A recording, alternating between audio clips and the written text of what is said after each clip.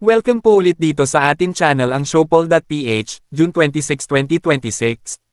Mula sa official website ng BBC, ibinalita nila ang pagkalas ng Niger sa International Criminal Court (ICC). Umalis ang Niger sa International Criminal Court matapos itong tawaging isang neo-kolonyalistang institusyon. Opisyal nang isinumite ng Niger ang kahilingan nitong kumala sa International Criminal Court (ICC) 9 na buwan matapos nitong ipahayag ang intensyon na umalis sa naturang hukuman. Noong September 2025, naglabas ng magkasanib na pahayag ang Niger, kasama ang mga kaalyado nitong Mali at Burkina Faso, na kapwa pinamumunuan ng mga pamahalaang militar, na nagsasabing hindi nila kinikilala ang kapangyarihan ng ICC.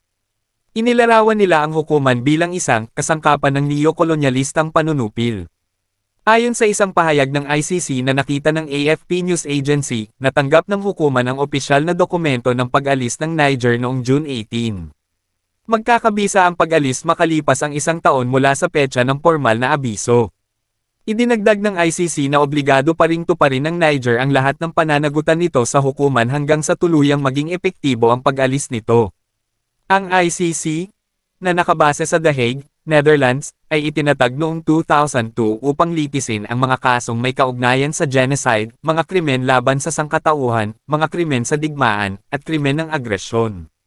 Sa inilabas na pahayag ng hukuman noong Martes, wala itong binanggit tungkol sa Mali at Burkina Faso. Nasa ilalim ng pamumuno ng mga hunte militar ang tatlong bansang ito matapos ang magkakasunod na kudeta sa unang bahagi ng dekadang ito. Nahaharap ang kanilang mga sandatahang lakas sa mga akusasyon ng paglabag sa karapatang pantao at mga krimen laban sa mga sibilyan, habang lalo pang lumalala ang karahasan sa rehiyon dahil sa patuloy na pakikipaglaban sa mga grupong jihadist na may kaugnayan sa Al-Qaeda at Islamic State. Sa mga nakalipas na taon, lalong lumayo ang tatlong bansang ito, na dating mga kolonya ng France, sa mga bansang kanluranin at higit pang pinalakas ang kanilang ugnayan sa Russia. May umiiral ding warrant of arrest na inilabas ng ICC laban kay Pangulo Vladimir Putin ng Russia kaugnay ng umano'y mga krimen sa digmaan sa Ukraine. Hindi kabilang ang Russia, gayon din ang Estados Unidos, Israel, at China, sa 125 kasaping estado ng ICC. Ang Niger ang magiging ikatlong bansang aalis sa ICC, kasunod ng Pilipinas at Burundi. Nang ipahayag ng tatlong bansang nasa rehiyon ng Sahel ang kanilang pag-alis, sinabi nilang layunin nilang magtatag ng mga sariling mekanismo upang higit na mapatatag ang kapayapaan at maitaguyod ang katarungan.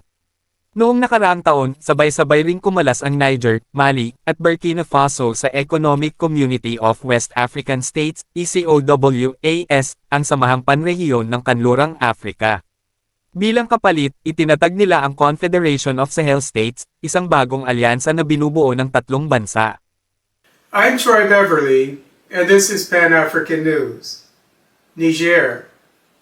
Niger officially requests to withdraw from the International Criminal Court.